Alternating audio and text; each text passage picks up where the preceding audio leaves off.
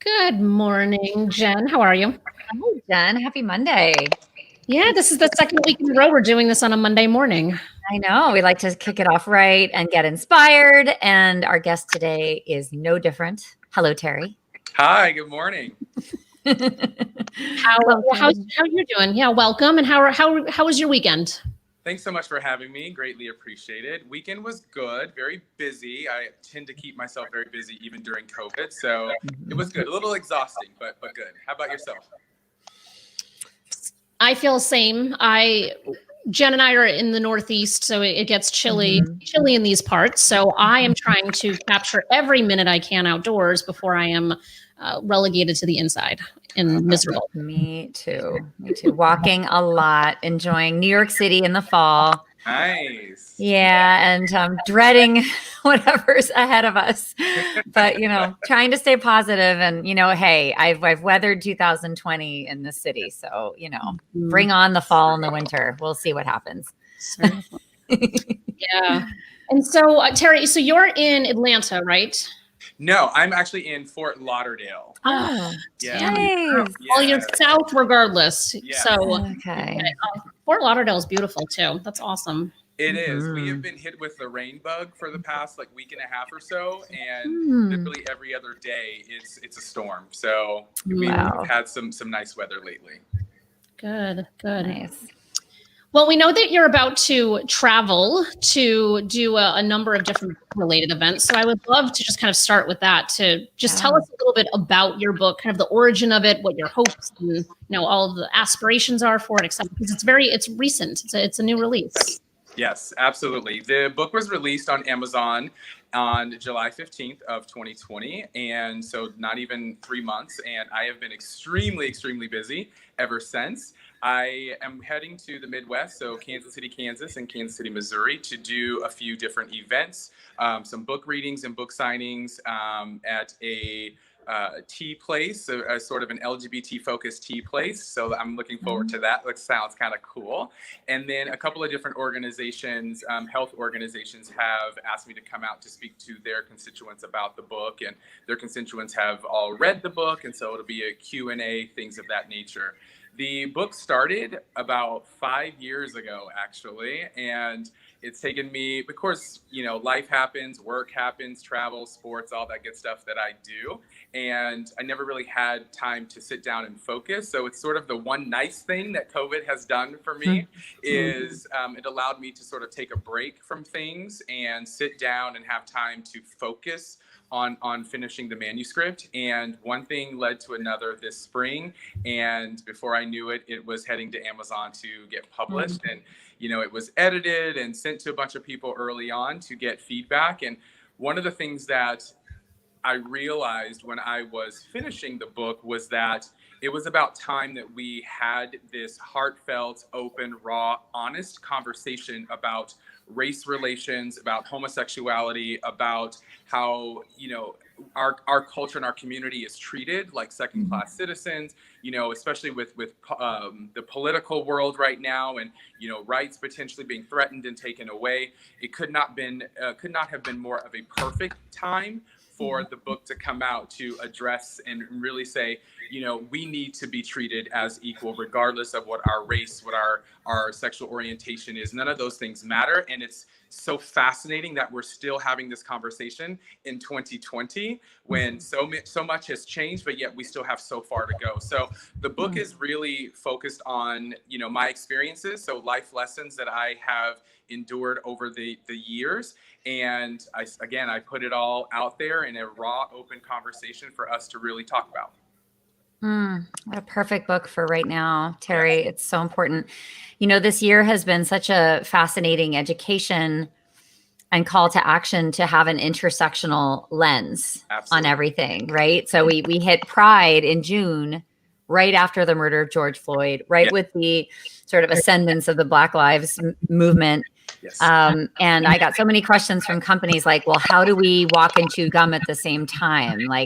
We know we need to focus on this, the Black Lives question and conversation, and we need to celebrate Pride. And I was like, yeah, but all these communities have always been diverse and intersectional. The difference is that we haven't truly seen the diversity within the diversity. And I think we haven't like led from and highlighted those voices. And so, you know, you are sort of the living, breathing manifestation of that. And I think it's so critical. The timing is incredible. And it's such a conversation we need to have. So I guess like, I also know that your book transcends these identities also, right? That there's lessons in there that are universal for all of us. So who have been some of the most surprising readers and people that have really felt like inspired by your book that maybe you didn't expect when you wrote it? Sure. So for those that don't know a great deal about Fort Lauderdale, it definitely sort of has a general demographic here, especially where I live. I live in Wilton Manors, which is sort of like the gay mecca of Fort Lauderdale, equivalent to like the Castro district in San Francisco. Yeah. And I will say that it has been such an eye-opening experience that the vast majority of folks that have gravitated toward the message of the book has not been people of color. It has not been African-American men. It has not been Hispanic or Latino or anything like that. It has been, 40 years old and over, and non-people of color that have really gravitated toward it. And not only just that, but really sort of spoken out and said, these are things that I also have experienced, or I know people that have experienced these things. And in that time, we never knew how to deal with those things. We didn't have the tools or the resources to talk about these things and really sort of deal with them. And it's wonderful that someone has spoken out and loudly drawing attention to these very, sort of detrimental issues and situations that people go through. So it's basically like drawing attention to it, and it has allowed people to say, it's okay to have this conversation. It's okay to admit that you have experienced these things and that you've overcome it, or you actually are still dealing with it 5, 10, 15, 20 years later. And how can I, move past it for the rest of my life? I think that's been the surprise, is that so many people of non-color have connected with it and said that it's allowed them to take a stock of their own situations and deal with their own internal battles or struggles. It's so good. And so did you have that kind of at the forefront during your writing process and kind of mapping out what you wanted the book to do? Were you thinking, I want this to transcend so anyone can kind of pick it up and read it and get it? Or was it just kind of like oh wow, like this is amazing. I can't believe how universal what I'm speaking is. Definitely. I think one of the things that going into writing the book, one of the things that in my career, I've got a 15-year career in talent acquisition, recruitment, and HR. And in that career, I've sort of have generally been the token African-American person in the group. And so I've been forced to be in so many different communities and platforms and organizations and all these things where I am generally the token person. And I felt like we need to, I don't need to necessarily be seen as the token person. I'm a person that has experience in talent acquisition or HR. I'm a person that has, I'm an athlete. I'm a person that can technically sing opera, things like that. Like, why does it have to revolve around the skin of my skin color, right? So I think that was my focus in writing it, is to really sort of talk to lots of other people outside of one specific community and say, these are the things that we go through. These are the things that we deal with on a daily and regular basis. And we're just like you, right? Like, we're just like the next person. We're just like the doctor, the lawyer, the dentist, we are no different. Just because we have a different skin color than you, just because we have, a different upbringing or socioeconomic background, we're still no different. At the end of the day, we all bleed, right? We all bleed the same color. So we need to get beyond seeing what our eye generally runs to and see the person for what they're bringing to the table. So that was my focus. That's so good. And I think on just the sexual orientation side of things, it's so hard sometimes to just explain to people that I'm not any different than you. Right. Like, everything is the same. Like, it's the same BS. It's the same, like, and it's just so interesting that is such a hard concept for people to wrap their head around. Yes, I completely agree. And I think for me, it started long time ago. I don't want to age myself, but it started such a long time ago, and it was with my family, and then it moved to my church, and then it moved to, you know, my elementary and junior high schools, and oh, well, do you really sing? Like, well, you're Black. Are you really getting straight A's? Like, you're Black. Like, what does that mean? You know? Oh, wait, you're gay? Like, you want to get married? Like, what are, like, experiencing those things and getting those types of questions asked of me at such an early age, it was like, what am I, an alien? You know, do I live on a different planet than everyone else? Like, why is this such a thing? You know? And I think for me, it was, okay, now's the time more than ever for us to, you know, with where our, you know, administration is and our government and all these things that keep happening on a regular basis, I just realized now's the time for them to hear a different voice and from a person that is of all these different communities and hear it from my perspective. Yeah.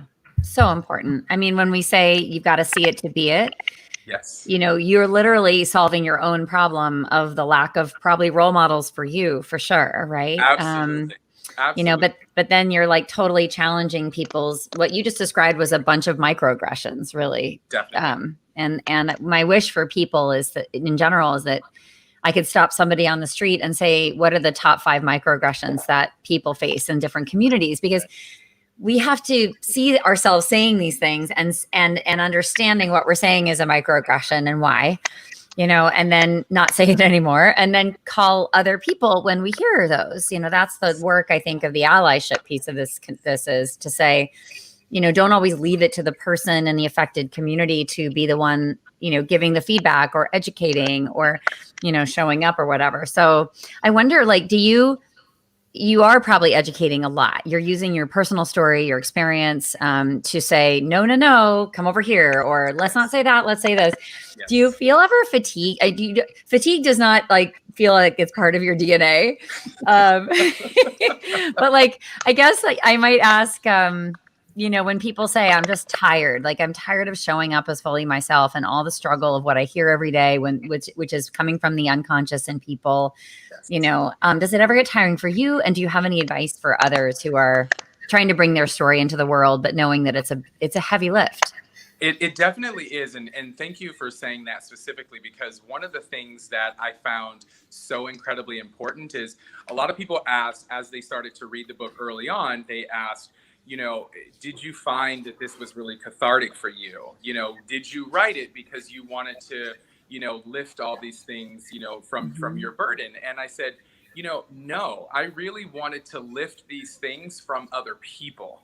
Because, you know, teen suicide is so high in this country. You know, suicide in general is high in the LGBTQ community. You know, if we just understand that all we have to do is use our words and have a conversation, use our words and talk, then we can actually probably move past feeling ashamed and feeling like there's no one else that cares or no one else that has dealt with the similar situations that you might be dealing with. I think that's what was so incredibly important for me, is for me to basically humanize, you know, going through depression, going through, you know, molestation, all these things that people go through, you know, just sort of bringing a normal face to it and say, you can talk about these things, you can deal with these things, and here's how. So I would say my advice to people is really own your truth.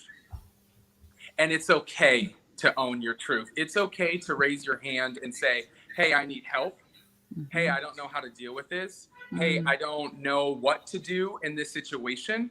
I think that's what I really want people to walk away from after reading this book, is for them to say, I've experienced these things, or I'm going through these things right now, and I need to raise my hand, or I need to ask for help.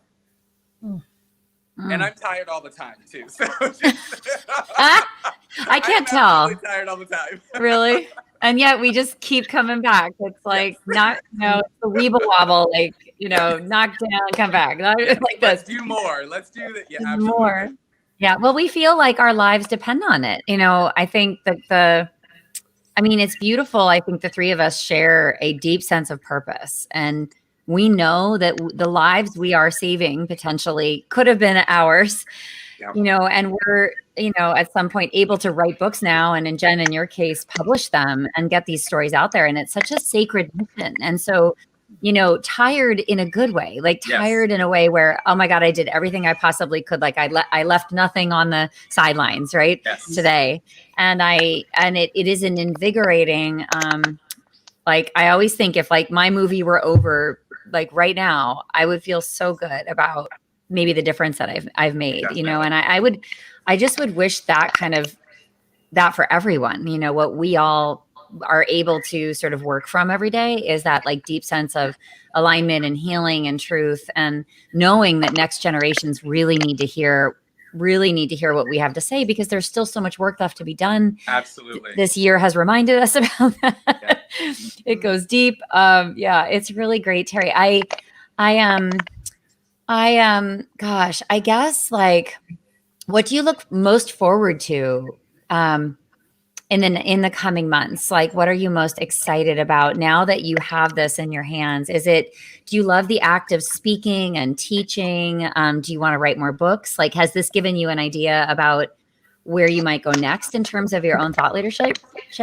It has. I didn't think about, book number 2, until I want to say probably about the 3rd or 4th week the book was out. I had several people, and it was right before my big theater event, where several people came to me or texted and emailed and called and Facebooked and said, when is volume 2? Like, I want to know what happens next. I want to know, how have you and what have you done over the last 5 years, and what have you experienced, and how does all of that relate to our culture and our community and things of that nature? So it's so interesting. My second degree is in communications with an emphasis in public relations. Excellent. And I always thought about motivational speaking as a career, but then of course you think, oh, no one's going to listen to me. No one wants to hear what I have to say and all those sorts of things. But now that I've had a platform where I have done just that, now I'm thinking more, how do I really sort of get into these organizations and, these companies and speak to teens and young adults and really sort of talk about my story and let them know that you don't have to suffer in silence. You can too find your voice, and here's how. So I definitely want to do more motivational speaking for sure. For sure. I love that. It's a performer in you also. Yes, it is. It's such a good fit. It's just, we bonded over that before we went live. Yeah. The performer thing, like in a nutshell, like what has your time on stage? You're a classical trained singer. So am I. What would you say equipped you for what you do now, given your background in performance? Like, I know there's a lot of things, but what do you think some of the biggest things are? I think one of the biggest things that has allowed me to, sort of translate that skill is, being on stage for so many years and having to undertake different characters. I understand how to emote and how to, articulate the level of importance in what I'm saying. And I think that's the biggest skill. Several people after the theater event that I did came up to me after, we did a book signing and champagne and that sort of thing. And so many people said, God, you are so comfortable on stage and everything. Like, I read a little speech first, and then I read from the book, and then of course answered questions. They said everything just comes so natural. It seems to come natural for you. I was like, that's 20 plus 30 plus years of constant performing and honing in on that craft. And so I would say just being able to take those transferable skills into speaking on a consistent basis now. Totally. That makes such sense, because I think I'm not a classical trained anything, for the record. Not that I think I need to say that, but I feel like there's so much that goes into just practicing your craft. And I think so often people say, oh, I want to be a speaker. And then they just show up and wing it and hope for the best. And it's like, that's not the best, most effective way to get your message across and for your audience to really resonate exactly, with what you're saying. Right. And so, I feel like at least for the two of you, you certainly have a huge advantage from having to have put yourself out of your comfort zone for an extended period of time to really, really hone in on that craft. So yeah, it makes perfect sense. It's a logical kind of transition into being on a stage, Yes. which is great because then you can impact more people when you're on a stage. Definitely. I've also will say that just in terms of the actual speaking part of what I've been doing thus far so I've also belonged to Toastmasters International for quite some time. So in college and then with a couple of organizations that I belong to. And then actually I'm speaking to a Toastmasters group in Kansas City, Missouri on Tuesday night. So tomorrow night. And then also, being the LGBTQ Speakers Bureau in San Francisco. So I've been a member of that, again, not to age myself, but since 2007. So, and we would go into the San Francisco Unified School District and, really sort of talk about equality and respect and acceptance and, just sort of, again, humanizing and dispelling sort of what people think are the stereotypical gay person, lesbian person, questioning things like that. So, I've been doing that stuff for such a long time. So it definitely, all of that training is helping what I'm doing today. Oh, yeah. Yeah. That's so fascinating. An LGBTQ Speakers Bureau, such a great idea.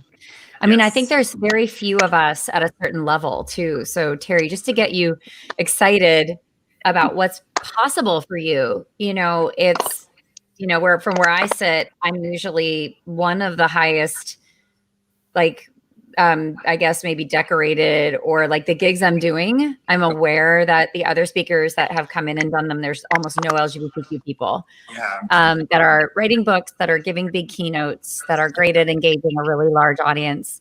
So there's very few of us, and it's you're a really important voice. And I don't know if you can see what's ahead for you, but I get really excited when I think about imagining you on stage and sharing your story so beautifully and enabling people to feel seen and heard, and knowing how to engage them in the way that you, I'm sure, do, right? Because it's natural. And the books you'll write in the future sort of it's really cool to be on my second book and see many in my future and think about how they all kind of complement and build on each other and also reflect my own journey of uncovering and becoming and, being of service. Absolutely. Because that's changing too. I mean, how we need to be of service, of course, every single week in this world. Apparently it's I need to do this and I do that. And oh my goodness, this group needs this. And it's woo, lots of needs, lots of things on fire.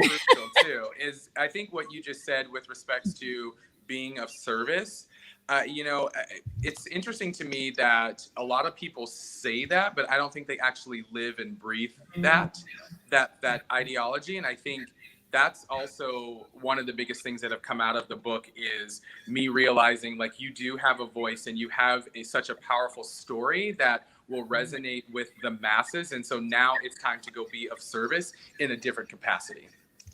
Right. Exactly. And to be flexible enough to do that. Right. And to say, I think the great point is I always think about the various professional stages of our life, nothing is wasted. But it just may be that we go way back and pull on something that we discover is helpful. But I think that it's just a matter of time before we sort of are using absolutely everything that we've ever learned.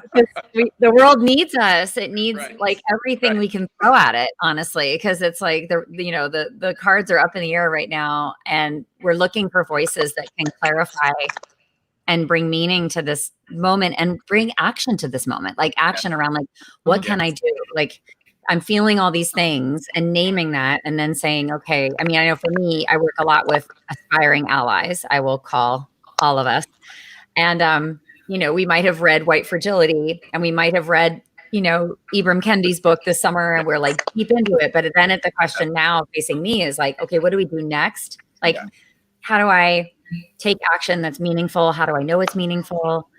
And so how I'm kind of shifting and thinking about my next, endeavors is to actually equip that community with these next steps so that say do something that matters and that makes a difference, right? That has to happen. It has to happen. And It must happen. And thank you for doing that. I think it's so incredibly important. It's obviously, I think I'm hoping that throughout this entire pandemic and everything that's gone on over the last several months is that people are also realizing is that we all need allies. Like, it doesn't matter what your ethnicity is. It doesn't matter what your socioeconomic background is, what your race is. We all need allies. We all need to realize that everything that happens in this country and in this world, like it affects all of us. Like, we're all in this together. And I know it's the good old cliche thing to say, but it's true. And I think this pandemic has sort of, brought that to the surface even more so than ever, is that we are going to deal with these things that happens in our world and in our country together. We have to. Mm-hmm. I love that message. So important at a time when everything is conspiring to divide us. We've got to push against that and say, like, Terry, you can be my, male ally, right? Yes. But I can be your ally. That's right. I very much feel like I'm in your camp. And if there's anything I can leverage that I have easier than you, or because of how I look or whatever it is, like, I need to put that in play to support you. And so I do believe, I call it 360 degree allyship. That's the way I've been thinking about it, because I feel both as an LGBTQ person and a woman, I need to be recipient of allyship, but I also have so much I can be marshaling. And I think if we can get that message across, we'll all move together. We need to move together. We can't move separately. This is not going to solve it. And it's going to just perpetuate the same problems and leave a lot of people behind that I don't feel right about leaving behind. I mean, No, I don't. People shouldn't. No one should be left behind. No, If we are a nation that is constantly talking about this is the greatest country in the world, and we have all these things that to help the people live their American dreams and so forth. Well, are we though? Are we really doing that? Are we really, providing resources and tools for people to move forward in their lives? And so I think it's just that right there is a whole bigger conversation. But again, it's just so important for us to take stock in where we have been and what we have done in the past and how we're still dealing with the exact same issues this day and age. Like, we should not be dealing with racism and divisiveness in 2020. Yeah, I know. Sorry, I don't mean to preach. Oh gosh, whole other conversation. Right. Oh, Terry, this has been so great. You are just a lovely human, and I just wish you the best with this book. And I know that it's going to become a classic, and will be on everyone's bookshelves. And I look forward to spreading the word and supporting you and helping to get it out there as a fellow author. Thank you so much. I greatly appreciate that. So, and I echo everything Jenn just said. Do you want to tell folks who are watching this, and then anyone who watches this after we're live, how they can get in touch with you, what you do, and how to get your book? Definitely. So I'm on all the social media platforms, even though I'm not the biggest fan of social media. So I'm on Instagram, and my book Instagram is Terry D Writes. So TerrYD, and then WRITES. So Terry D Writes. And then my website is terrydyer.org. Super easy. Terrydyer.org. And if you go to the front page of the website and click order now, it'll take you to the Amazon's website where my book is. Last Friday, I actually got picked up by Barnes & Noble as well. So super excited about that. Yeah, so they will start to publish the book. So you can go to barnesandnoble.com and type in the book, and it'll come up for you as well. So super excited. Yay. Beautiful. Thank you for this conversation. This was fantastic and went by way too quickly. It did. Really, really did. Oh. No, thank you so much. I